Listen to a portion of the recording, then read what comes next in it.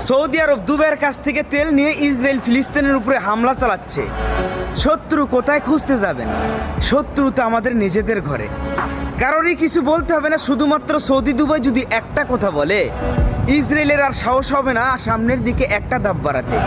তারা তো কোনো কথাই বলবে না, কারণ তাদের তো দরকার টাকা।